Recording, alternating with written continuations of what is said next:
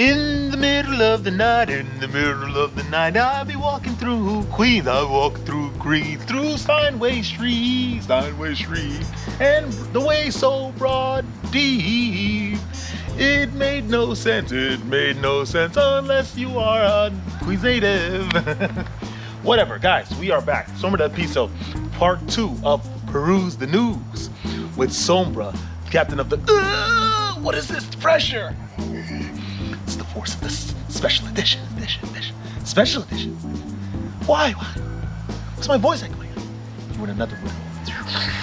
Yeah! The realm of special edition, Peruse the News.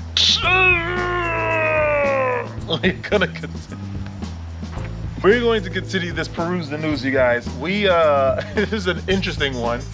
It is a book written by a woman that is fears for her son getting into these strange male-dominated communities online that will sow seeds of hate and distaste towards society, their communities, and most definitely women. So we're going to analyze this article. It's an interview between Shannon Carpenter, which is the writer, and the interviewer representing CNN. And then Ruth Whitman, which is the author of the book, Boy Mom, which basically is talking about conditioning young boys, it's for other mothers that have sons, to condition their boys to find these spaces, these male-dominated spaces that will inevitably be toxic, according to her, and ignore those what they're saying and ignore their ways.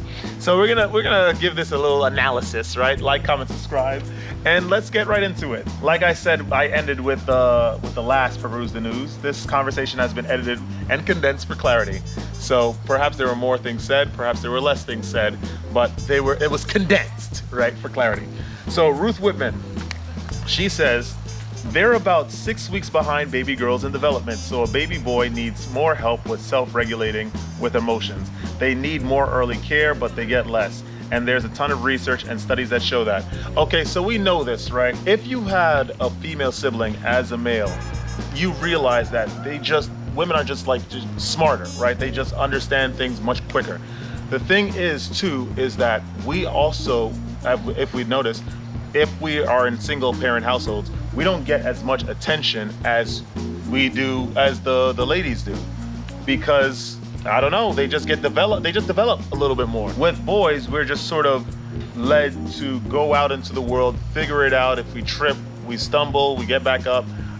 If we hurt ourselves, we patch ourselves back up and we keep going. We're not really sort of regulated in a sense. We're just sort of told to roam free. I think that also comes with an ignorance, and also a parroting of how probably fathers were treated by their fathers, right? Go out into the world, figure it out, and if you get messed up, come back to me. I'll give you some really chipper advice, give you a band-aid, and then kick you back outside of the house, right? That also falls in the line of semen retention as well, or the lack of knowledge on semen retention and the power of celibacy, metaphysically, spiritually, mentally, and physically. Most fathers have not grown up with this information at all. So when you are navigating that world as a young man of this generation, you don't really know what's going on. You don't even know what these feelings are. You don't have any cross references besides these communities online. And we all know, as we felt with our personal practices, that semen retention is the way. What did the Mandalorian say? This is the way. Right. He was referring to the Mandalorian way.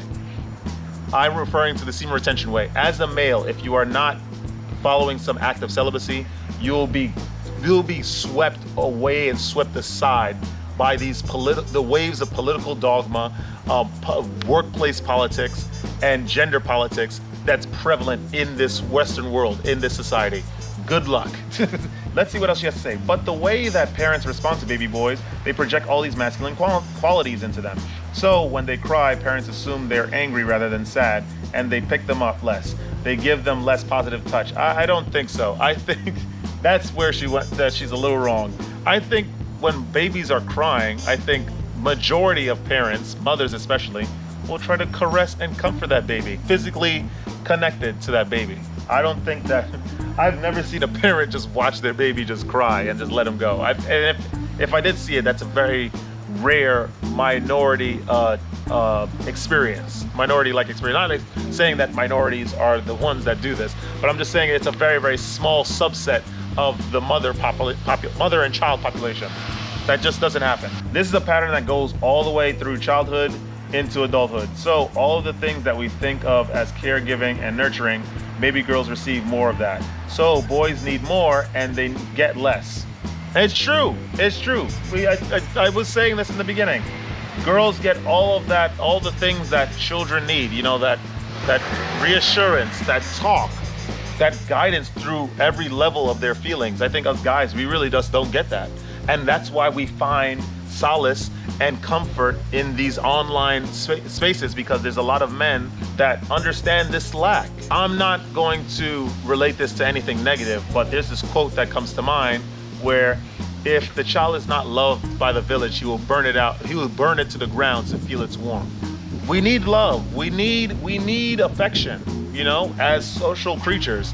And we're gonna find it and get that warmth through any means. It's just as simple as that. That has really long-term implications for the development of empathy, social skills, and morality.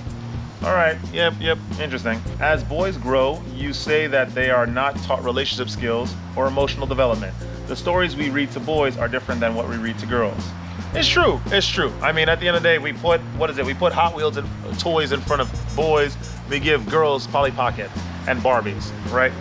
Almost as if you're sort of ushering them towards these gender roles that in society that they will inevitably fill. The thing is that that was never in the past. Once upon a time, doing that sort of thing did not lead to any issues whatsoever for the most part, right? At the end of the day, when you push boys towards using their hands and using their brain and using their skills and talents to provide, right? They became architects, they became urban planners, they became artists, they became car salesmen. They utilized that energy, I guess, and then became proper supporting units of society. Because we're in a world where if you are a straight masculine male, whatever dreams you have doesn't matter, and you're just a bad person. Your masculinity is toxic. We have a lot of wayward men. We have a lot of men that are not following their dreams. As we know from the statistics, there are a lot of men that are dropping out of college. A lot of men are not even going to college. A lot of men are not staying in jobs. A lot of men are not getting hired. And a lot of men are inevitably getting paid way less. There is a small subset of men that have access to the majority of women in the dating market. Women, on the other hand, are excelling at college, excelling at work, but not necessarily excelling in dating, because the difference between men and women when it comes to that aspect is that men are willing to date down, right? The richest man, the leader, the Raja of Arabia. I don't know if that's still a thing. The Raja of Arabia has no qualms with sleeping and marrying a woman that works in McDonald's. The other way around, a woman that's perhaps the Queen of England will have a huge problem getting married to a server at an Irish pub. This is the reality, and as a result, a lot of women are dissatisfied with relationships because the majority of them just want so much, and a lot of men are just not in that state to provide. Let's continue. Ruth Whitman says in response to that, "This is something that really surprised me because it was so invisible to me that this was even absent. It would have been so normal for me to read about relationships as a young girl. My boys will never read a story like that unless I actively go and give it to them. There are very, very few role models for boys or stories for boys. Movies, TV shows, and books where boys are saying that they have to take on emotional labor, that they have to think about other people's feelings, track them, and worry about letting someone down. Their stories are always about adventure, battles, and fighting. It all contributes to boys not growing up with a model of how to be fully formed, relational, connected human being. I see it with my kids all the time." Okay, so that's true to a certain extent. You know, at least, okay, for me, I have a little trepidation bringing in my personal experiences whenever I try to relate to material that I'm reading, because I'm a little bit of an anomaly, right? My heroes when I was growing up were Taye Diggs, Russell Brand, Aldous Huxley, Jonathan Rhys-Meyers, who else? Wesley Snipes, because he knew so many forms of martial arts. I sought solace in these men because, you know, one, I wasn't really growing up with a father, and two, it seems like these guys were just incredibly successful in what they did, and it seemed like they were just, they were able to navigate the social scenes that they were in very, very deftly and very, very, very, very curtly. Honestly, a lot of men, you know, they tend to they have this false idea of masculinity, which is you got to be strong, you got to prove yourself. And listen, I agree. I think that the tenets of masculinity are you need to be strong, you need to have purpose, and you need to have control. I think that if you have these, you are going to be perfect. Also, as a masculine man, you are not wrong for trying to understand the feelings of the people around you. It's fine. Listen to what they have to say, but you understand as a man that is calm, collected, in control, and strong. You need to come close to the idea of an objective truth. The objective truth, which is correct, whether it is mean or harsh for some person or is soft for another person. As a man that's trying to be a provider, a leader, a masculine man, you need to come as close as you can to these traits and try to understand the objective reality and bring that objective reality to the people that you are providing for. That's masculine. A masculine man is not someone that drives around some BMW looking for women to splurge their seed and inevitably lend to the overpopulation pandemic that's destroying and haunting this world, right? In the form of a lot of counter laws and regulations to counter this overpopulation. Men are not supposed to try to prove themselves. We are supposed to be controlled. We are supposed to be slightly rigid, but also go with the flow, adaptable. Let's keep going. Oh, so Shannon Carpenter asked, what pressures does society put on boys as they reach school age? So Whitman, the writer of the book, she says, we give boys this vision that's all about being almost superhuman in the hero narratives and these stories where boys see themselves as being special and important and the main character, but they have to be emotionally invulnerable. They can't admit to weakness or admit to having feelings. They have to be the best. They have to be better than girls and women. The story is that boys get girls and women generally tend to be these kinds of side characters that boys get as prizes for being heroes. The damaging part of it is that in a million ways we communicate to the boys that they need to be strong, they need to be stoic, they can't admit their feelings, that they can't be weak. We teach that sort of intimacy and vulnerability goes for women, but not for men. So I think this has a huge impact on their mental health. Yes, to some extent, but I'm going to tell you this right now. In this world, it's not so black and white, right? But how I see the world and how the world objectively is that it is a ebb and flow of energies, right? Energies that are expelled from vessels and that go into other vessels and utilized for some sort of purpose, right? We're not talking about anything nefarious here. If you're reading into it like that, I like the cut of your jib. You're thinking between the lines. It's all about the communication of energy. My truth is this. When you are a man on semen retention, right, you are saving your essence and you are not giving it to this world. You are not giving it to the abyss of existential dread. You're not giving it to the abyss of the perpetual ravenous nature of the modern woman, right? Or just people that are just absorbent of your time and energy. Then you are going to be in danger. You are under attack. We are under attack. It doesn't matter, even if you are a man on semen retention and you try to share your emotions and your feelings about and sentiments about a certain topic, political dogma, your mental health, you will get met with a lot of ridicule. This is just the reality. This is my experience as well. I smile all the time. I joke with people. You can bump into me on the street. I've learned to just turn my head to the side because I just know that I am a man that not only I have a lot of energy on semen retention, so I cultivate these experiences in my midst, but also that I stand very, very firmly against the systems of this world. And with this channel, I inspire other men to also turn their swords and their ways towards the systems of this world. And I know that secret societies that run this place, view that as a problem. That is the long, the tall, the short of it. And so I am going to be met with a lot of opposition in many forms of many, many different people. And I understand this completely. So I know that when I share my innermost emotions, it's not really going anywhere. It's not, people are not really giving me advice for how to deal with it. It's just, oh, okay, that sucks. That Sombra is a little sad at this situation. Get over it.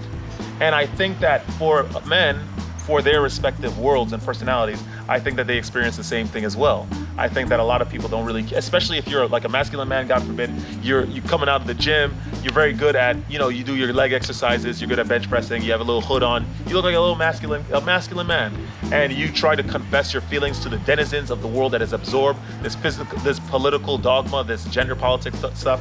Yeah, you are going to be met with opposition. So you could share your innermost feelings, you could share your sentiments about things, but just remember that these people are going to laugh at you. This is the long, tall, the short of it. And this is why this is going to continue to happen. It doesn't matter if this person writes a book about prompting men to share more of their emotional state. It's just not going to happen, because we know intuitively how the world will respond. The men, masculine men, they know that they will just be ridiculed. Me, listen, I understand that I stand firmly against the system and all of its ways. Yeah, there is no safe space here for me. There is no safe space for Sombra. Shannon Carpenter says, how does that translate into how they act in school and with their peers? So Whitman says, boys' issues are seen as behavioral problems rather than emotional deficiencies. We see boys as this kind of angry masculine characters that are acting out rather than the sort of vulnerable emotional beings they are. We tell them it's shameful to be sad and to cry and to show weakness. We teach them to cope with their emotions such as anger or destructiveness on their own. We don't give them other outlets or other tools to express their emotions. We don't see the hurt and the emotions behind it. They're scared to reach out and they don't get the help they need. It's true. They get deeper and deeper into these toxic spaces. Toxic, the manosphere. On the one hand, they're the most hate-filled, horrifying, misogynistic, racist spaces. But there's also this brotherhood amongst many of them. The semen retention space included, lads. Please do not neglect it. These are spaces where they find connection. I think this is the problem. Okay, listen, my ideas about the sexes, right? The prevalence of the types of beliefs and personality traits of the sexes are as follows. Women tend to be more of the world. They are not seeking ascension. Full stop. These women are not trying to. You never heard of a female Buddha. You've never heard of a female. Jesus, of course, he liked Mary Magdalene, or the one that was a sex worker first. She was converted into a disciple.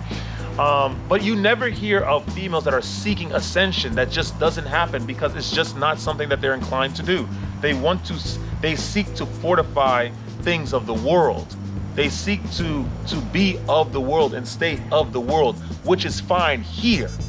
But at the cost of expending karma, at the cost of building up negative karma, they are willing to fortify the world, their physical, the realities. That's their prerogative. I think that a lot of men, because we are just not, and of course women are just sort of cradled in this world. A beautiful woman from the far confines of the world could come into these Western societies, West Europe, and be incredibly successful because of their looks.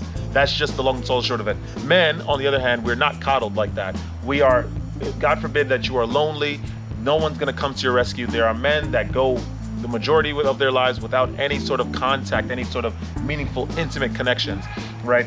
And naturally, because of those things, men try to seek alternatives because no one wants to rest in those feelings. No one wants to rest in desolation of the emotional spirit. No one wants to feel that way. As a result, yes, they get drawn into these spaces because they need to seek some validation as to why their lives are like that. When in reality, the objective reality is just that men are just treated this way because that's just the way it is. Semen retention is most definitely the way. It teaches men, right? It teaches them to see the objective reality. Sorry, not the physical reality, the objective reality, and for what it is. That people are just not going to like you because you are a reservoir of limitless energy. people are not going to like you because you bring light to their transgressions, you bring light to their corruption, that you bring light to the ways that they use in order to gain fame and gain power in this physical reality. Because semen retention brings you close to the objective good. As a man, if you're not on semen retention, you're gonna be hated. If you're on semen retention, trust me, you are going to get fired at. You're gonna get peppered with fire. I only wish, I'm telling you, I have a tough skin because I've learned to wax and wane in this reality. I've been on semen retention for a very long time. 7 months into the streak. I don't watch adult film material. I do not have any women friends. I do have women friends, but I do not have any friends with benefits. I do not sleep with anyone. I do not masturbate. None of that. I am just trying to ascend. And trust me, I meet opposition every single day, lads. And you will as well if you are on this practice and trying to find some sort of justification for your life or trying to find a higher purpose, right? This is just the long and tall and short of it.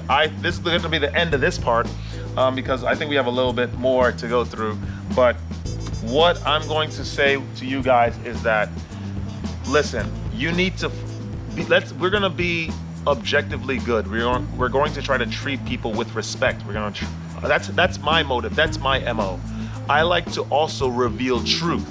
I do not like things that are hidden. You already know how I feel about secret societies, number worshipers, blood drinkers, people sacrificing. You know I don't, just for physical power in this physical reality. You already know how I feel about that, guys. And I will never, ever be with that. I swear to everything. I will sooner jump off a bridge than join a secret society for physical gain and acceptance from these people. Absolutely not. As a response to this world, I think that semen retention is the best way. It helps you see things for what they are and get closer to the objective reality to base all of your decisions off of and have a better life for you and the people that you provide for. With that being said, Summer Del Piso gone. If you like that content, like, comment, subscribe. Join us again in the next video for part 3, the end of this interview between Ruth Whitman, the author of the Boy Mom, and Shannon Carpenter, the representative of CNN. So don't let this word get you down and stay radiant. I'll see you guys in the next one. Peruse the News, special edition part 3. Woo!